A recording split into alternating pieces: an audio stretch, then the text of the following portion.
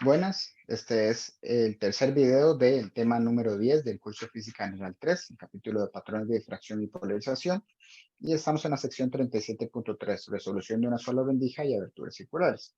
Entonces, bueno, este capítulo ha estado hablando sobre lo que sería el fenómeno de difracción y lo que nos dice es que cuando pasa una fuente de luz por un obstáculo que tenga una pequeña rendija, esa rendija sea lo suficientemente pequeña, entonces sucede la difracción que lo que genera es que en una pantalla nosotros veamos lo que serían los patrones de luz debidos a esa fuente, que antes se podía considerar nada más como un punto, esa fuente era puntual, y ahora lo que nos genera entonces sería un patrón distinto, o sea, varios lugares donde vamos a ver que llega la luz. Es como si entonces hubieran varias fuentes que nos hubieran enviado esa luz a través de esa pantalla. Pues bien, entonces ahora lo que vamos a estar analizando sería el caso donde tenemos dos fuentes, por ejemplo, podrían ser más, pero vamos a quedarnos con la parte de dos y vamos a ver qué pasaría cuando nosotros tenemos lo que sería estos patrones que se generan en la pantalla y cómo podemos distinguirlos uno con el otro. Entonces notarán que en esta parte azul ya dice lo que sería el rayo que generaría esta fuente de acá, que vamos a llamar S1, se generaría este rayo azul. Cuando llega a lo que sería la rendija que está en esta parte de acá, la luz se va a, bueno, va a hacer una dispersión, va a difractarse, va a haber el fenómeno de difracción, y entonces lo que generaría es un patrón en el que esperamos que el máximo esté más o menos en la dirección en la que estaba la fuente original de la luz. Para el caso del rojo también sería lo mismo. Nosotros tendríamos acá que el máximo se generaría aproximadamente en donde teníamos o la dirección en la que estaba esta segunda fuente. ¿Bien? Entonces, lo que tenemos en este caso de acá, el primero que tenemos a la izquierda, es que los objetos están lo suficientemente separados y esa separación la vamos a estar dando con respecto a un ángulo que se va a generar acá, que ese ángulo va a ser zeta. Y noten que también aparecería acá, esto también sería zeta. Entonces, como están lo suficientemente separados, entonces lo que serían los patrones que generan ellos dos, evidentemente esto sigue, nada más que no lo hice el dibujo, lo que serían los máximos entre uno y el otro se mantienen lo suficientemente separados como para decir que se distinguen. Entonces, por ejemplo, si nosotros trabajamos esta pizarra como las fuentes de luz, cada uno de sus puntos sería una fuente de luz y nada más nos concentramos en dos, por ejemplo, esta A y esta S de acá, noten que cuando pase por lo que es la lente de la cámara, que se consideraría una abertura suficientemente pequeña, entonces lo que va a pasar es que se va a difractar y los patrones que van a llegar a lo que sería el lector de la cámara del teléfono, que es el que está grabando, van a poder hacer o van a poder distinguir lo que sería entre esta A y esta S, ¿no? Que están en unas distancias sumamente separadas, entonces va a ser bastante sencillo que se resuelvan. Con resuelven me refiero a que cuando nosotros tenemos este tipo de casos donde los máximos no coinciden, decimos que las imágenes están resueltas. O sea que la resolución fue suficiente como para poder llegar y decir que son dos imágenes distintas y no solo una.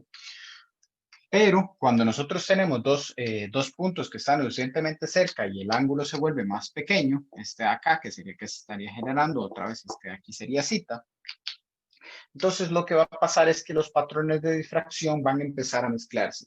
Y en el momento o en el caso en el que los dos patrones de difracción tengan sus máximos coincidiendo de alguna forma, o sea, que por lo menos parcialmente estén, nótese que en esta parte de acá, aquí está el máximo del rojo, aquí está el máximo del azul, pero ya empiezan a solaparse. Entonces ahí lo que diríamos es que no podemos resolver lo que sería o que no está resuelta la imagen. No, la resolución no nos permite distinguir entre una imagen y la otra. Por ejemplo, estos puntos que están acá. Entonces, en lo que sería el teléfono, que está más alejado de la pantalla, estas dos fuentes tienen un ángulo mucho menor.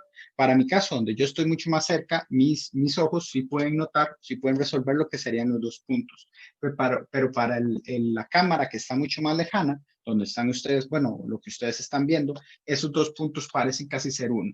Entonces, si se nota la diferencia de que sean dos, es por una resolución o porque se está viendo ya con mucho detenimiento. Pero si se viera nada más de paso, se vería como si fuera solo un mismo punto. Entonces, algo así es lo que se busca, o es lo que esperamos que suceda, que cuando nosotros tenemos algo lo suficientemente lejano, entonces no podemos distinguir entre los dos. Pasa mucho, por ejemplo, cuando tenemos un vehículo en la noche, cuando vamos conduciendo o cuando va uno en otro vehículo y ve otro carro acercarse desde un punto muy lejano. Entonces, si está lo suficientemente lejano, se podría ver, los dos focos que tiene se podrían ver solo como uno. O, como pasa mucho y se repite mucho en la parte de observación de estrellas, cuando tenemos un sistema binario, o sea, dos estrellas que están juntas, la mayoría de los telescopios lo detecta solo como uno. Hay otros métodos en los que se tiene que hacer para poder descubrir que no es solo una estrella, sino dos. Pero bueno, eso queda como un tema y aparte.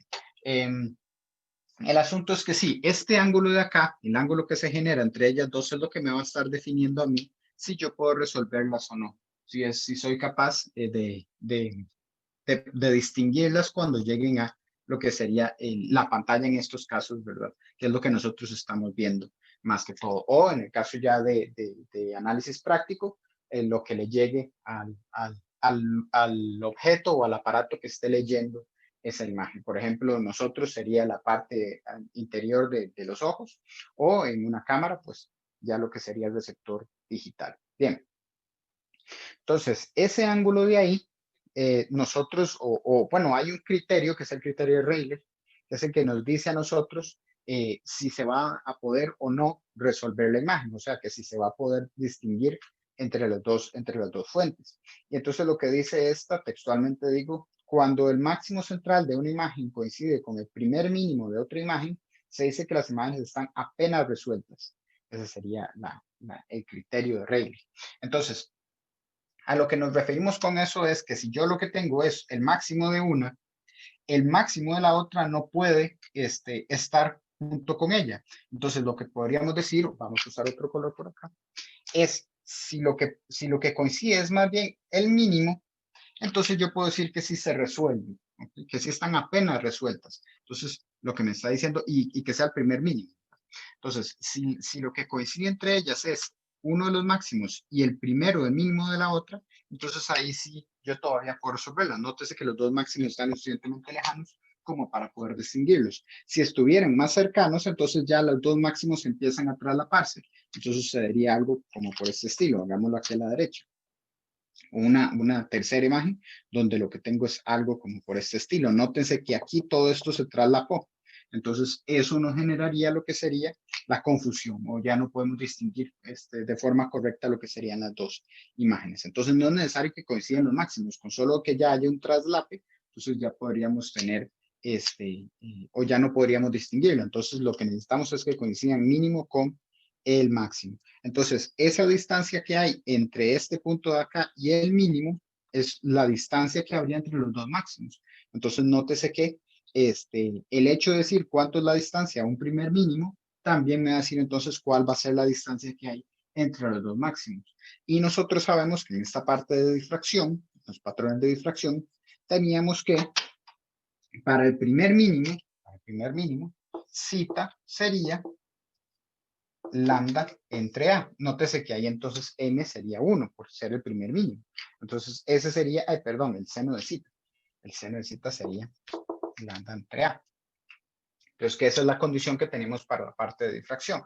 Luego, por el hecho de que estos de acá esperamos que para el criterio de Rayleigh sean ángulos suficientemente pequeños, o por ser el de primer orden, podemos decir que todavía está en los ángulos pequeños, entonces podemos decir que el seno de cita es aproximadamente cita, y decimos nada más que el cita, o el ángulo del criterio de Rayleigh, es igual a lambda entre A, donde otra vez el m en este caso sería 1, por eso es que no aparece por acá, y ese sería el cita, perdón, que nosotros estaríamos utilizando. Y este cita generalmente se le llama el cita mínimo, o sea, el ángulo mínimo que pueden haber entre los dos para que todavía esté o que esté apenas resuelta según como ese criterio.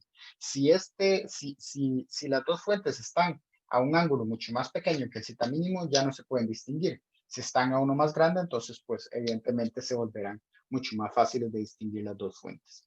Entonces ese sería el criterio que estaremos usando principalmente para lo que serían los sistemas de una sola rendija, y que esta sea una rendija rectangular como las que hemos visto.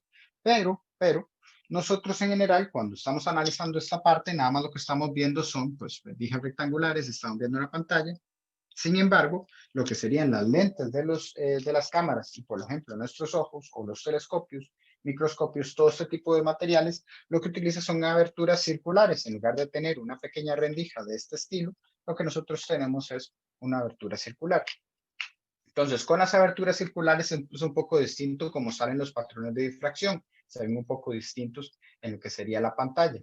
Entonces, en lugar de verse como franjas, que eso es lo que nosotros estaríamos representando con esta parte de acá, en la pantalla lo que nosotros veríamos, y ahí en el libro aparecen varios ejemplos, sería un patrón de este estilo. En lugar de franjas, lo que nosotros veríamos es un punto central y lo que serían anillos que concéntricos, que no me están saliendo muy bien, pero ustedes entenderán la idea, anillos concéntricos alrededor de ese punto central.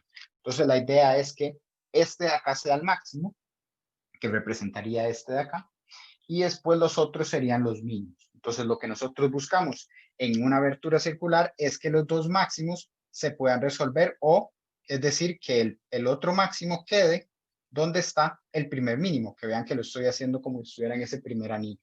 Entonces ahí es donde necesitaríamos que estén para que todavía se puedan resolver las dos imágenes. Si estuviera muy cerca, entonces los dos máximos se verían algo como por este estilo. Evidentemente en esta parte sí se van a distinguir por ser colores distintos, pero si no fueran colores distintos, entonces no podrían resolverse o no podrían distinguirse. ¿Sí? Entonces, la idea es que sea de este estilo. Entonces, por hacer la matemática o por hacer la parte de los cálculos de que ya no sean rectangulares, que ya no sean franjas, sino que sean anillos y ese punto central, entonces el cita se vuelve un poco distinto. Lo que utilizamos en lugar de ser la abertura o el tamaño, esta longitud que está acá, nótese que A sería esto que está aquí, lo que vamos a utilizar es el diámetro D mayúscula de la abertura circular. Y entonces el cita nos quedará de la forma 1,22, perdón, cita mínimo, 1,22 lambda sobre D. Nótese otra vez que ya no estamos utilizando, esto es un 2, ya no estamos utilizando A, sino que lo que estaremos usando es el diámetro de esa abertura circular. Entonces tendríamos que tener ese dato, ese diámetro, para saber entonces cómo sería el cita mínimo. Sigue la misma idea, donde lo que decimos es que si el cita es menor, si el ángulo fuera menor entre las dos fuentes, entonces ya no podría resolverse las imágenes. Entonces, si es mayor a este dato, entonces sí serviría. Notas igual que no aparece ninguna M por el hecho de que estamos hablando del primer mínimo. Y este 1,22 aparece simplemente del trabajo geométrico que nos saltamos en esta parte, en lo que sería la explicación, pero al final lo que se puede obtener es que ya que estamos hablando de patrones circulares, entonces aparece ese 1,22. Muy bien, entonces eso es lo que se tendría para la teoría de esta parte. Nótese que nada más saber utilizar esta fórmula de acá, saberlo del criterio, es decir, si es mayor o menor el ángulo, entonces nos dice si las imágenes se resolvieron o no. O más bien saber qué abertura o qué A, qué D necesitamos para que se puedan distinguir las imágenes. E igual podría ser el factor de lambda. Recuerden que ahí los ejercicios pueden tener cualquier incógnito. Bien, entonces con eso estaríamos terminando esta teoría. Muchas gracias por su atención.